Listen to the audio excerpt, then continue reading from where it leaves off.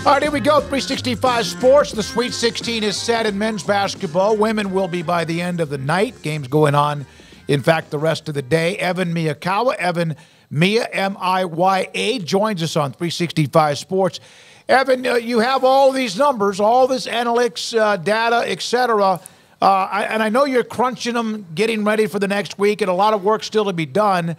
What did you learn about your rankings and what we now have among the Sweet 16?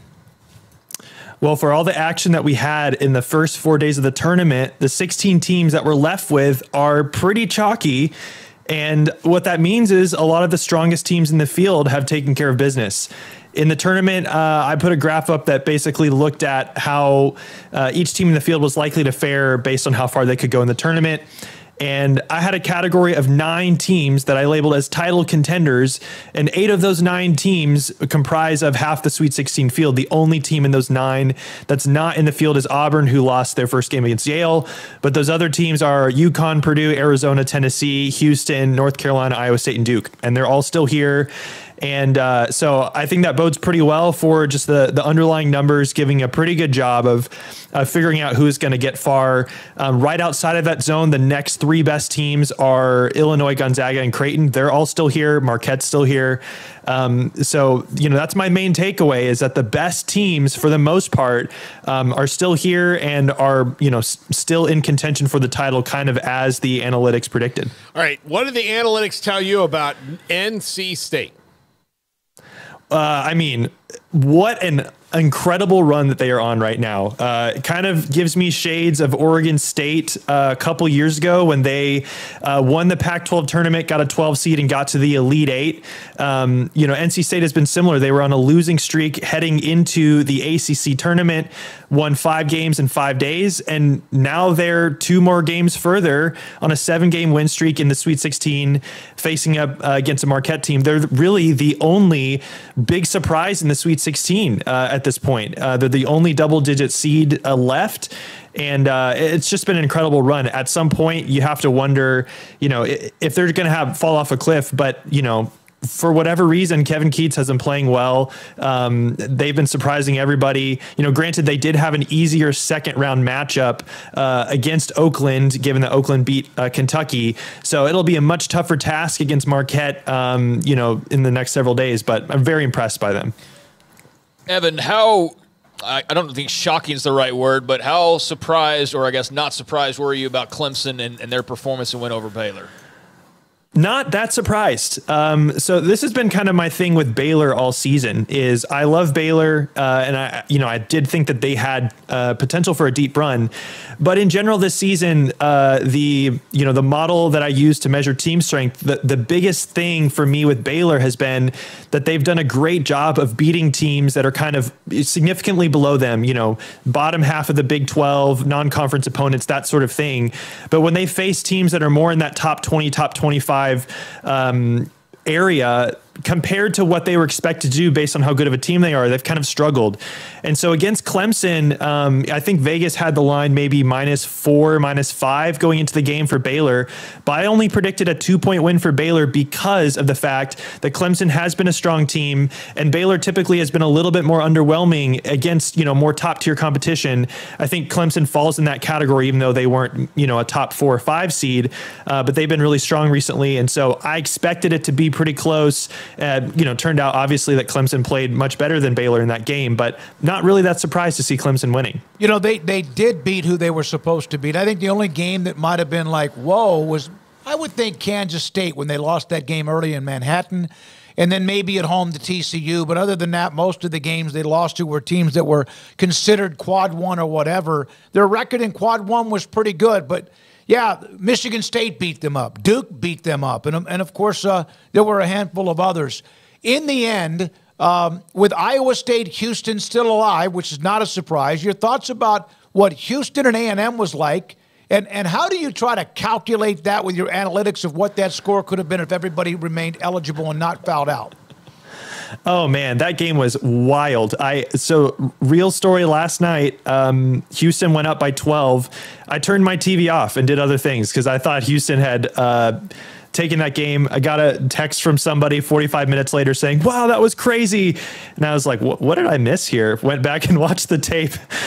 So quite an amazing comeback for Texas A&M, hitting a buzzer beating 3 to take it to overtime. And then Houston somehow manages to still win that game despite having their top 4 players all fouled out by the end of overtime, and had a walk-on go to the line and have to make some free throws.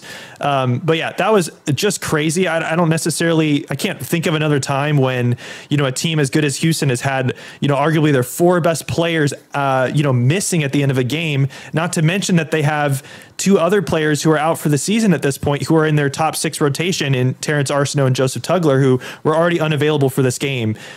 So pretty wild stuff there, to be honest. Do you see anybody, and I'm asking this because that's about UConn, that is far ahead of anyone else, because they seem to be playing, them and Purdue seem to be playing the overall best, but that really doesn't matter once we get to Thursday once again? Yeah, I agree with you. I think it's UConn, Purdue are a cut above the rest right now. That does not mean that they are a lock to make the Final Four and meet in the national title game, though I'd love to see that happen, just because of how strong the field is. I mean, it's mostly all the 1s and 2s are still there. There's a good number of 3s and 4s and 5s. So, they have their work cut out for them to get to the Final Four. But in general, they are a cut above the rest right now in terms of how strong they are, in terms of their chances of winning the national title. For me, I would be a little concerned about Houston. Most of the other teams in the tournament have had really good showings. Arizona has been dominant. Tennessee has taken care of business. Iowa State's looked great. Duke has looked really good. That sort of thing. But Houston, they've not been playing great recently. I think they're probably in the bottom 30 in the country right now in terms of momentum, which is a metric that I quantify. So in other words, they're not playing their best ball recently. They have depth issues, and they're coming up against a Duke team that's playing really, really well. So I expect that to be a tough fight for them. If they want to get to a Final Four and potentially further, they're going to kind of need to take it up a notch from where they've been the last several weeks. Evan, what does the Iowa State future look like, the forecast on the Cyclones after getting through these first 2 rounds? Well, I think they've looked pretty strong, and certainly their defense right now ranks as the #1 best defense in the country. So, any team that's going to beat Iowa State is really going to have to make it through a grind out battle. I think the tough part for Iowa State is that they, the way that the committee seeded them, being in the same region as UConn, and they're going against a really strong Illinois team in a 3 seed in the Sweet 16. I mean, potentially Illinois and then UConn, that's about as tough as it gets for, a Sweet 16 Elite 8 matchup. So, I don't think they're likely to get through that unscathed, but I definitely think they're a very strong 2 seed for sure.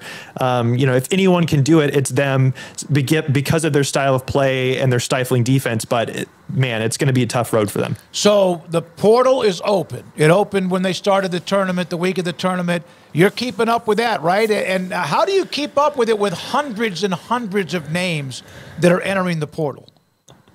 Yeah, thankfully, I don't have to do the work to manually add each of those players to my database. Okay. I have some other sources that, I can kind of aggregate those names as they're entering the portal. That would be an absolute mess given, how quickly players are entering the portal these days. All right, so fix Baylor's roster for next year. Just on the net, what kind of guys do they need to get? Oh boy, honestly, I don't have an answer for that. Haven't really thought about anyone's roster construction for next year. Still trying to stay focused on the games we have ahead. So I feel like that's a conversation for another day. All right, Evan, you said this was nearly chalk. NC State, of course, is the only double-digit team. Were you surprised how calmly it kind of just I don't know what the word is. Everything just kind of calmed down, because normally there's still a team or two that kind of fires it into the Sweet 16. It just seemed like it settled down pretty quickly, didn't it? Yeah, not only did we have most of the favorites make the Sweet 16, but there was relatively little drama for most of them winning their games, apart from a couple here or there.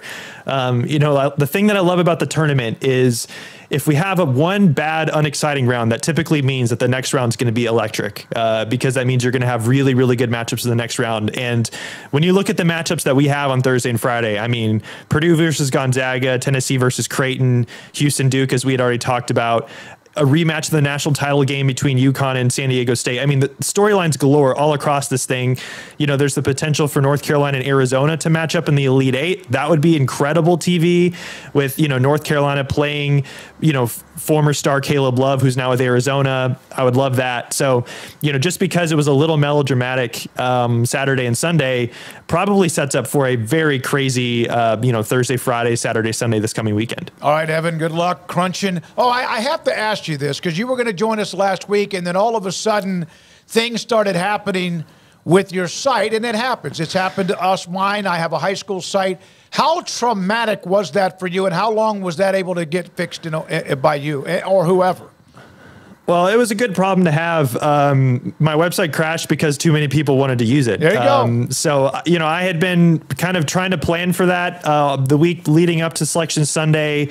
Thought I would have kind of an upgraded server in place. Couldn't quite get it done in time, and then it ended up kind of struggling there. So I was able to get, you know, a solution in place probably midday through Monday, and the rest of it's been smooth sailing. Thank the Lord. But you know, it's a good problem to have when your site's popular. So I'm not complaining about that. No, I tell you, I have a high school site, and back in the day when there wasn't so many options for scores, I would sit there and load that thing up late on Friday, and because of you know, again, people wanting to get on there for information, it would crash. Like inevitably, like the first week of every high school season, no matter how much extra oomph I'd put in it. So I felt for you, man. Thanks for your time, Evan. Good luck the rest of the week. I appreciate it, guys. Thank you. Evan Miyakawa with us on 365 Sports. I remember just